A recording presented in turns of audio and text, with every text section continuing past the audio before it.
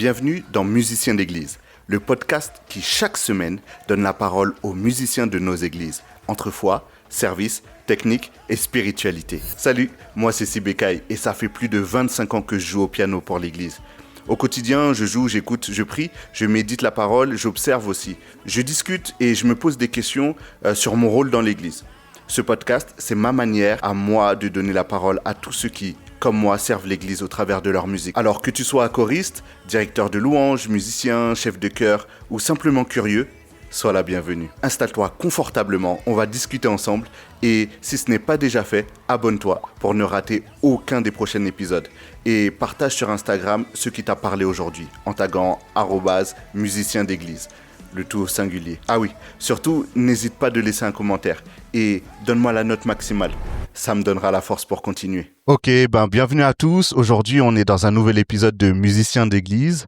J'ai vraiment la chance de pouvoir accueillir aujourd'hui un frère avec qui j'ai eu le temps de servir de nombreuses années.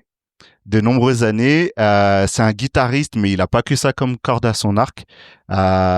Écoute, Sam, bienvenue à toi. Merci beaucoup pour l'invitation et pour l'accueil.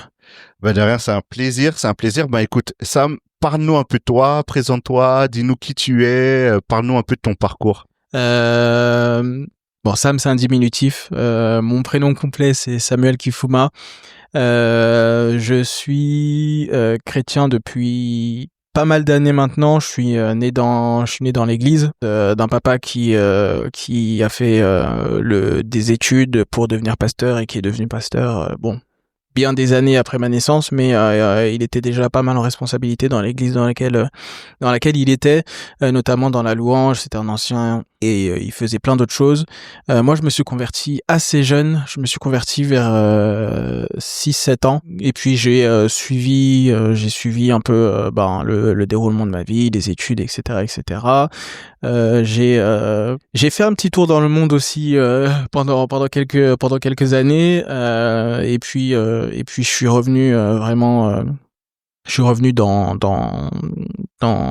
dans la vie chrétienne authentique, la foi, et j'ai commencé à servir notamment dans la louange, pour ensuite faire un peu aussi un petit passage dans le côté un peu plus technique, dans la sonorisation.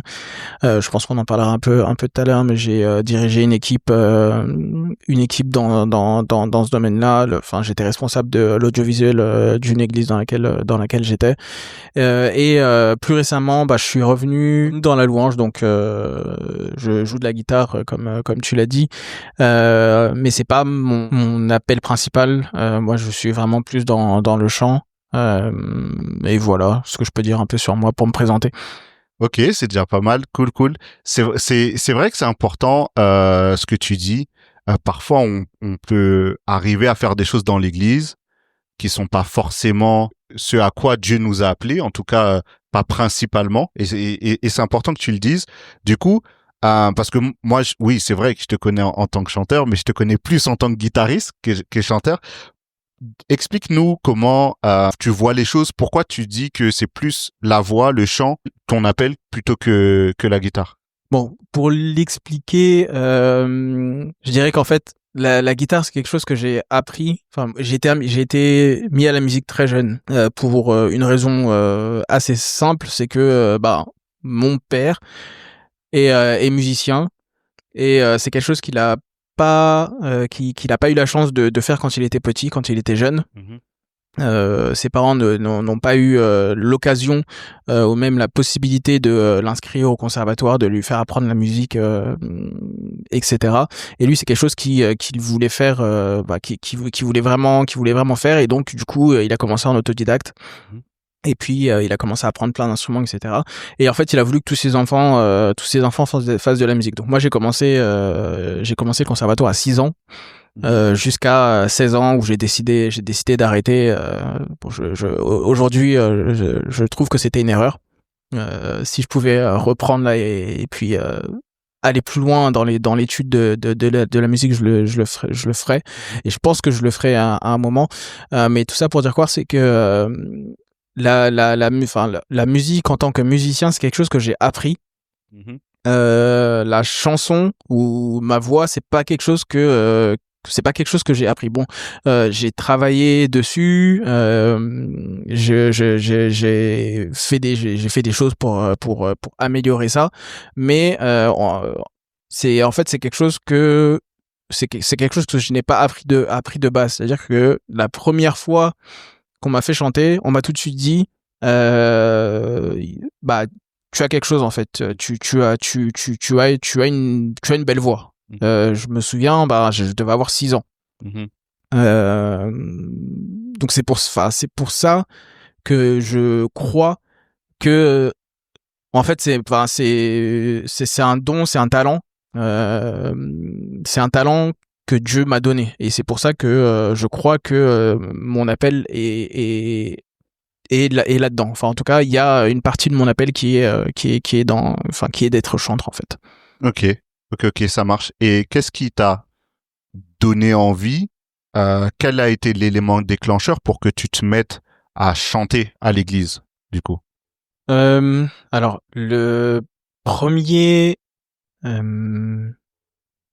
souvenir que j'ai dans le chant, et je pense que tu vas peut-être ça va peut-être te rappeler des souvenirs justement.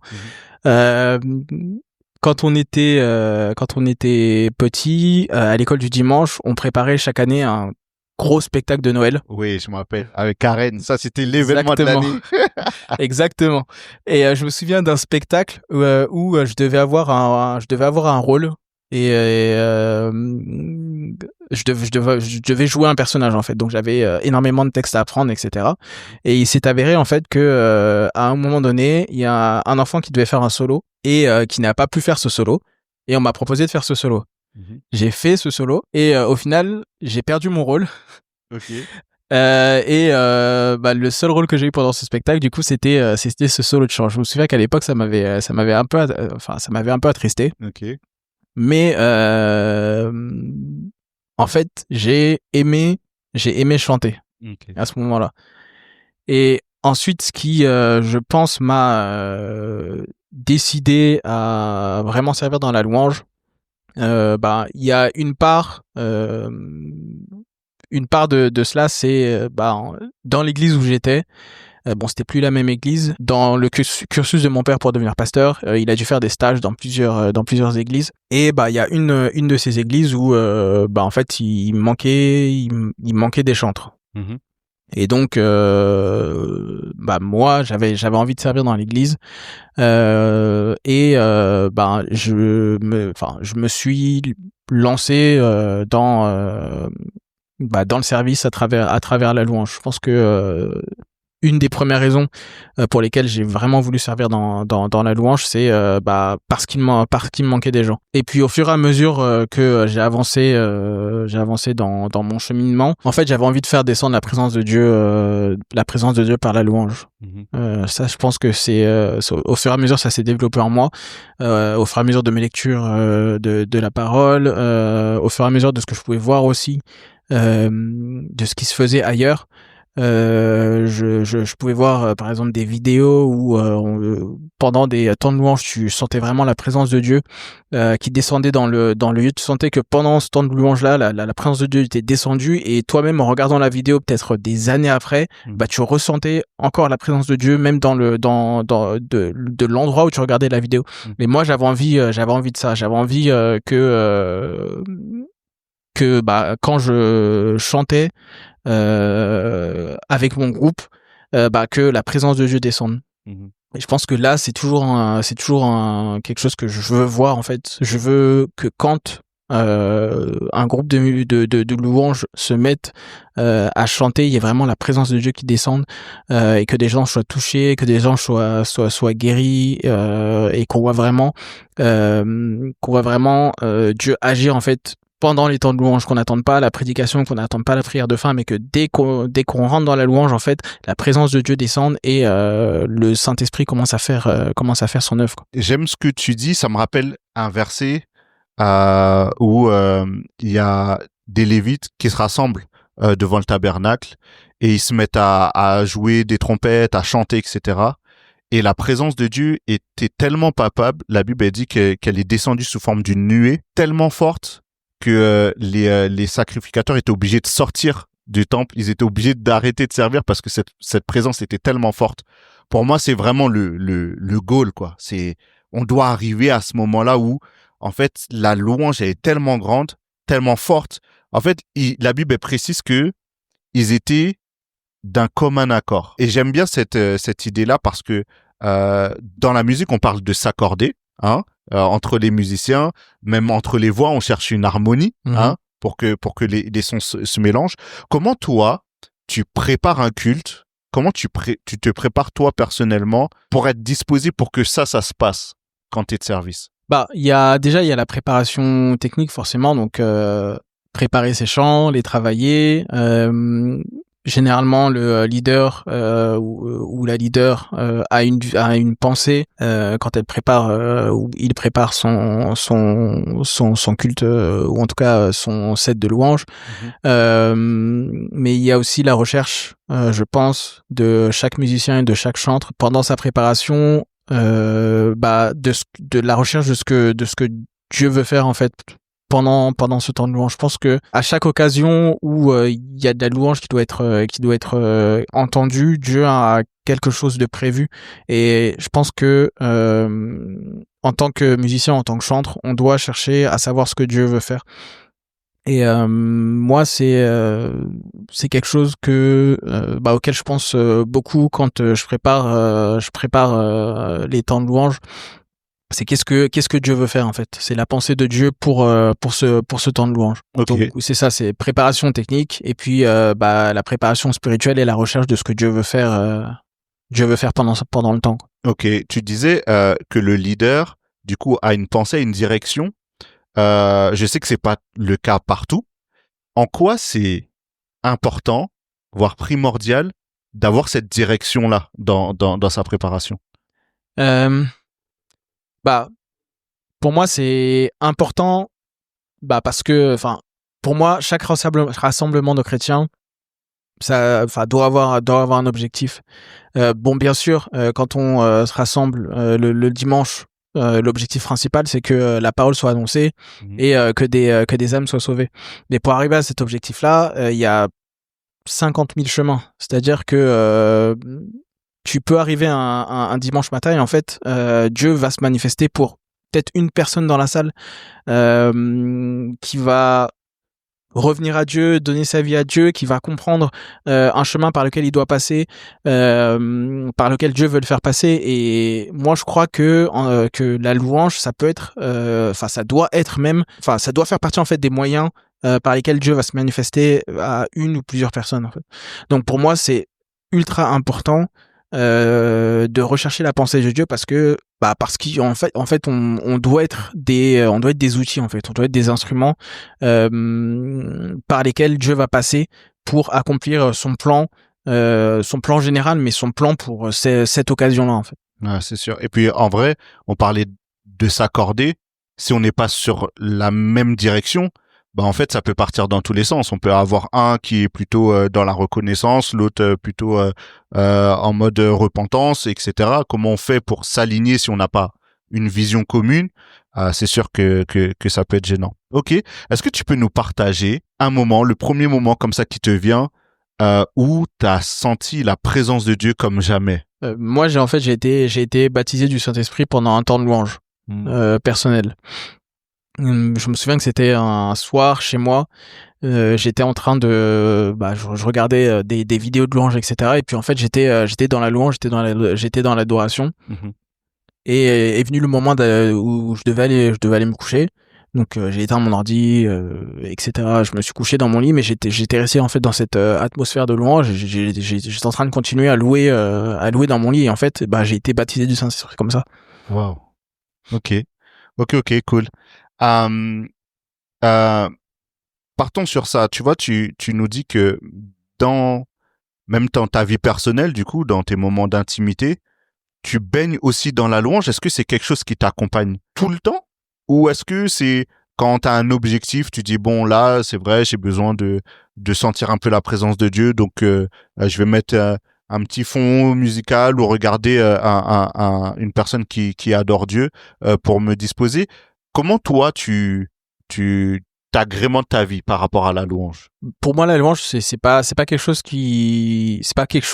de sporadique. C'est pas quelque chose que j'utilise à tel moment parce que j'ai besoin de ressentir la présence de Dieu, ou à tel moment parce que bon, je sais pas, pour un objectif en particulier.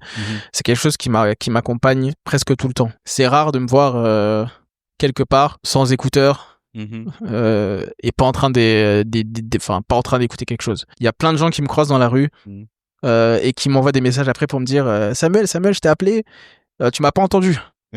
En fait, je suis pas là. Je suis pas là, j'ai mes écouteurs dans les oreilles, je suis en train d'écouter quelque chose.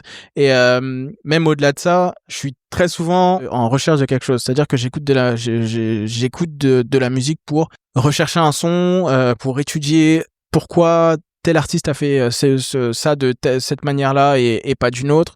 Quel était l'objectif de l'artiste derrière ce solo, derrière ce moment de silence, ou enfin, c'est plus que juste écouter de la musique ou même passer du temps dans la louange. Il y a aussi cette phase-là d'étude et de recherche de son, de recherche de son style, comment je vais faire telle relance, etc. Donc c'est aussi beaucoup de techniques. Donc oui, il y a des moments où je vais passer du temps dans la louange parce que j'ai envie de passer du temps dans la présence de Dieu, etc. Mais il y a aussi des moments où je vais passer, alors je sais pas si je peux dire comme ça, mais passer du temps dans la louange parce que je veux parfaire mon art, quoi, si je peux dire ça comme ça. Tu as toujours rêvé de jouer du piano et de comprendre la musique, mais tu ne sais pas par où commencer? Bonne nouvelle. La formation de novice à débutant en 30 jours est faite pour toi.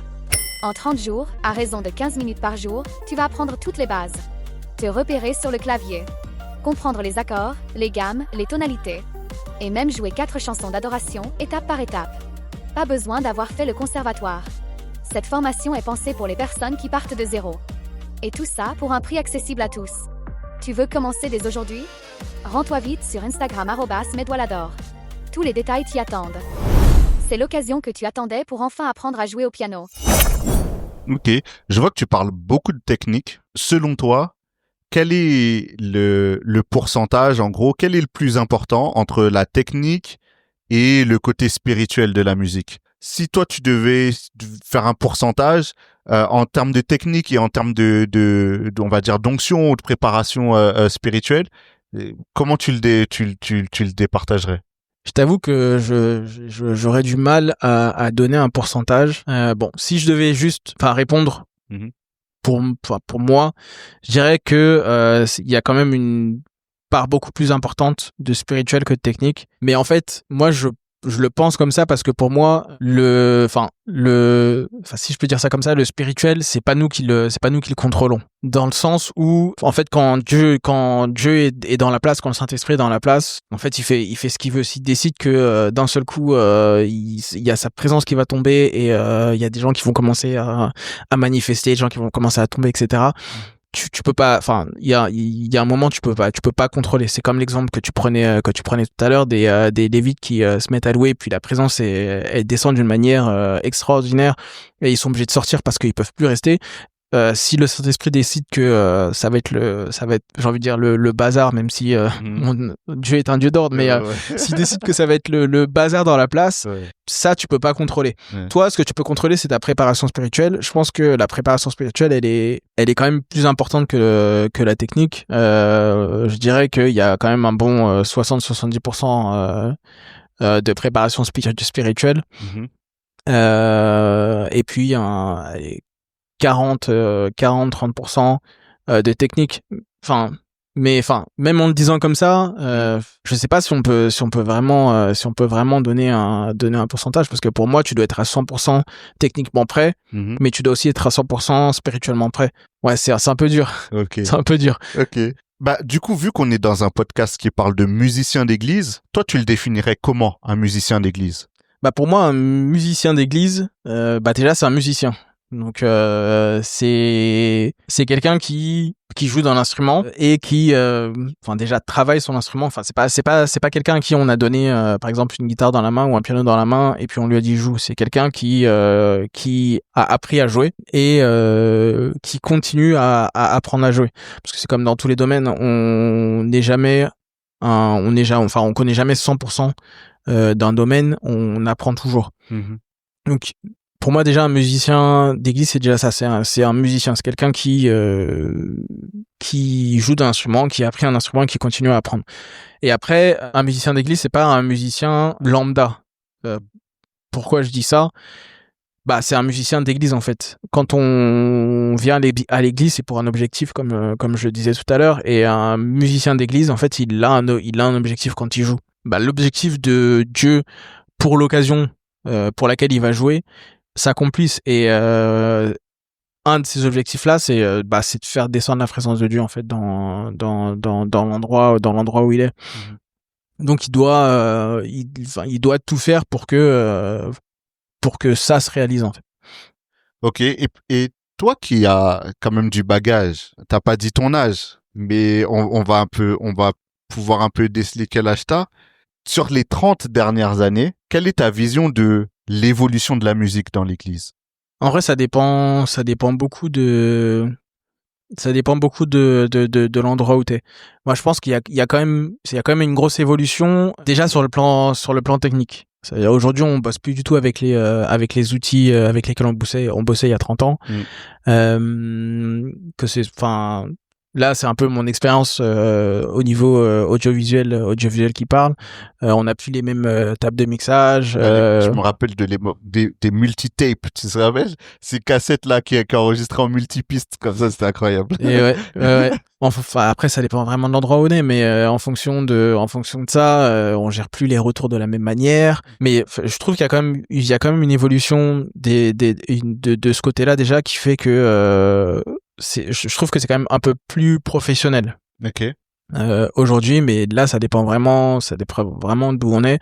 Et moi, de mon expérience, dans mon expérience, je vois vraiment cette évolution parce que je suis passé d'une église où on répétait pas forcément à une église où il y avait de la répétition, mais c'était de la répétition pour faire de la répétition. À une église où là il y avait vraiment de la recherche de faire vraiment mieux, à une église où c'était vraiment l'excellence qui prenait et là on pouvait répéter peut-être plusieurs fois par semaine jusqu'à ce que ce soit parfait. À l'église où je suis aujourd'hui où là on bosse avec des outils très à la pointe. Tu peux les nommer, on est entre musiciens, hein, tu peux parler technique. Avec des retours perso, une table de mixage numérique, avec des avec des outils comme Multitrack qui nous permettent d'avoir, si on n'est pas tous les musiciens, on peut. Tu peux mettre la piste qui manque et tout ça, etc. C'est ça. Et puis t'as un clic, t'as des cues.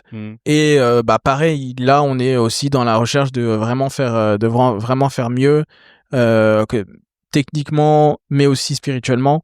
Donc moi, dans mon expérience à moi, je vois cette évolution vers un peu la professionnalisation, mais encore une fois, ça dépend où t'es, quoi. Ouais, je vois. Comme tu parles de multitracks, donne-moi ton avis là-dessus, parce que j'ai l'impression que c'est un truc qui divise. Multitracks, il y en a qui disent « Ah ouais, c'est génial, ça donne un rendu professionnel, même si on n'est pas beaucoup, etc. » Et il y en a qui trouvent que c'est de la triche. C'est de la triche parce que, en fait, les musiciens, ils jouent pas vraiment, tout est déjà préenregistré, tout ça. C'est quoi, toi, ton avis? Moi, je trouve que ça dépanne quand même pas mal. Quand on est pas forcément beaucoup, ça peut vraiment dépanner. Je trouve aussi que parfois ça peut être limitant dans le sens où oui, c'est des tracks qui sont déjà prédéfinis, donc on sait qu'à tel moment ça va être couplet, refrain. Ouais, les structures elles sont figées, quoi. Voilà. Et puis là ça se finit. Mais je pense quand même que c'est un bon outil, ne serait-ce que pour travailler. Ça te permet bah t'as ton click, t'as tes cues, ça te permet de travailler ton rythme, de bien rester dans le rythme. Et en fait, bah ça te permet de travailler des chants quand même d'une manière d'une manière assez professionnelle. Et puis après si tu veux un peu plus de liberté ou quoi, bah t'as d'autres manières de faire. Tu peux faire tes tracks toi-même avec des outils comme Cubase, Ableton, etc. Ouais. Et là à ce moment-là, bah t'es un peu plus libre parce que c'est toi qui contrôle, c'est toi qui peux relancer telle partie ou telle autre. Ouais. Je trouve que quand même multitrack c'est un bon outil, ne serait-ce que pour travailler, quoi. Ok. Quelle est ta vision par rapport au fait que j'en ai entendu parler qui disaient mais le truc c'est que comme la structure elle est déjà faite, il est où le côté tu sais, spontané, on laisse plus parler l'esprit parce qu'en fait tout est déjà programmé, timé, etc. Qu'est-ce que toi t'en penses de ça? Bon, en vérité, quand on prépare une louange, c'est généralement préparé, timé. Qu'on utilise multitrack ou pas. Bien sûr, après, il peut y avoir des mouvements de l'esprit qui font que, au final, telle chose qu'on avait préparée se passe pas exactement comme prévu. En vrai, même avec multitrack aujourd'hui, nous on utilise multitrack, mais on utilise aussi Ableton. Ça dépend généralement de qui joue. Ouais. Parce qu'on a 2-3 musiciens qui font des tracks sur Ableton, donc quand c'est eux qui jouent, généralement ils nous préparent les tracks et puis on bosse avec Ableton. Mais en vrai, même avec multitrack, ça nous arrive d'avoir des moments complètement spontanés où multitrack s'arrête, quoi. Et on laisse quoi, on laisse les pads, on laisse les cues. Non, même pas les cues, on laisse les pads, on laisse le clic, et puis on essaie de suivre le mouvement de l'esprit, quoi. Donc pour moi, c'est pas incompatible. Pour moi, on peut travailler avec des outils comme multitracks et en même temps être soumis et suivre le mouvement de l'esprit. Ok. Je vais revenir un peu sur ce que tu partageais au début par rapport à la guitare. Tu disais que aujourd'hui c'est un regret pour toi d'avoir arrêté le conservatoire. Alors moi, je sais que je suis pas mal d'élèves qui sortent du conservatoire et qui se sentent perdus quand ils arrivent à l'église parce que c'est pas du tout la même approche de la musique. Est-ce que toi, t'as ressenti aussi ce gap-là par rapport à l'approche de la musique, par rapport à ce qu'on a besoin, nous, à l'église, et ce que nous, on pourrait nous apprendre au conservatoire? Totalement. Pour moi, le conservatoire, c'est vraiment l'apprentissage de la musique technique. Pour moi, c'est bien justement pour ça. C'est en fait comprendre la musique, comprendre comment est-ce qu'on crée de la musique, pourquoi est-ce qu'on utilise telle suite d'accords et pas celle-ci. Mais c'est un peu comme, moi j'ai un peu cette philosophie là, c'est que ce que tu apprends de manière classique, en fait, c'est pour être cassé. Mais pour pouvoir le casser et le casser d'une manière qui soit entendable, il faut quand même l'avoir appris et le comprendre. Donc pour moi, le conservatoire, c'est vraiment ça. C'est vraiment l'apprentissage technique scolaire de la musique. Après, bien sûr, quand on arrive sur scène à l'église, le but c'est pas forcément de répéter de manière classique ce qu'on lit sur une partition. Et pour le coup, oui, ça peut être, tu peux te sentir perdu quand tu viens d'une formation complètement classique et que t'arrives quelque part où en fait t'as pas de partition. T'as des codes genre 1, 5, 6 tu sais pas ce que c'est. C'est un autre apprentissage, c'est sûr. C'est quelque chose pour lequel tu vas devoir t'adapter, mais ce que t'apprends en conservatoire, tu vas jamais le perdre, tu vas forcément le réutiliser, même si tu vas utiliser d'autres codes, peut-être que tu vas utiliser des lettres, peut-être que tu vas utiliser des chiffres, mais au final derrière c'est toujours le même accord, et quand tu sais comment est-ce que cet accord est fait, que ce soit un do ou C ou que tu utilises que ce soit un 1 dans la gamme dans la gamme dans laquelle t'es, au final tu sais comment tu vas le jouer. Donc pour moi c'est un autre apprentissage, c'est de l'adaptation, mais peut-être que s'il y a des gens qui écoutent ça et qui viennent d'une formation classique et qui se retrouvent dans un univers où il y a pas du tout de partition, faut pas prendre peur, faut juste s'adapter, s'habituer à une autre manière de travailler, mais tu perdras jamais ce que t'as appris au conservatoire. Ok, ça me fait du coup rebondir sur une autre question. Bah pareil, ça fait des décennies que t'es à l'église. Qu'est-ce que tu penses en général de la formation des musiciens? Dans l'église? Ouais, dans l'église. Là encore une fois, ça dépend vraiment de l'église dans laquelle tu es, de la vision de la louange dans cette église. La plupart des églises dans lesquelles j'ai pu aller, j'ai pu servir, il y a pas forcément de formation des musiciens. Ok. Les musiciens, soit ils sont formés chez eux et en fait ils se forment eux-mêmes. Mm-hmm. Bah voilà, c'est tout. D'accord. Il y a une église quand même que j'ai faite où dans laquelle j'étais, celle dans laquelle j'ai arrêté de servir à la louange et je suis passé du côté plus audiovisuel, où on était en manque de musiciens. Et en fait, ce qui s'est passé, c'est qu'il y avait des petits ados qui étaient là, qui faisaient pas qui servaient pas forcément. Mm-hmm. Et on leur a dit, on les a un peu forcés. Okay. On leur a dit, toi tu vas te mettre à la guitare, toi tu vas te mettre à la basse, toi tu vas faire de la batterie. Mm-hmm. Et voilà. Mais en fait, ce qui s'est passé, c'est que les musiciens qui étaient déjà en place, qui étaient déjà là, les ont formés. Ok. Il y a eu un transfert. Il y a eu un transfert de compétences, de savoir, de connaissances. Et ce qui s'est passé, c'est que ces petits jeunes-là, en 1 an et demi, mm-hmm. C'était devenu des très bons musiciens en fait. Ok. Et jusqu'à aujourd'hui, moi, il me choque toujours mm-hmm. parce que en fait, en 2 ans, il y en a surtout un qui moi m'a choqué. En 2 ans, en fait, il était devenu plus fort que moi à la guitare électrique. Okay. Il faisait des solos de fou. Mm-hmm.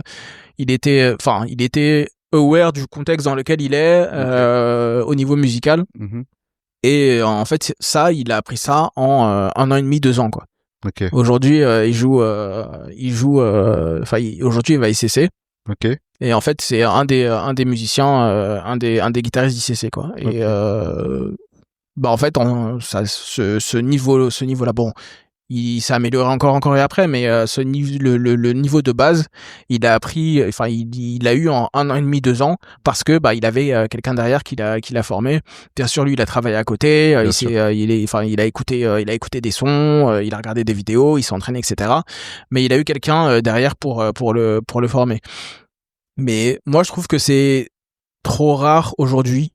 Dans nos églises d'avoir ce système-là, et c'est dommage, je trouve. Mm-hmm. Parce que ça permettrait d'accélérer énormément de choses si il y avait vraiment ce transfert de connaissances, de savoir et de compétences au niveau musical, quoi. Tu penses que c'est la responsabilité des églises de former les musiciens?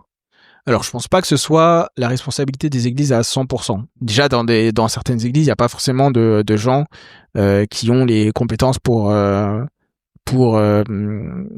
former des musiciens. Je pense que c'est quand même la responsabilité du musicien de se former. Mm-hmm.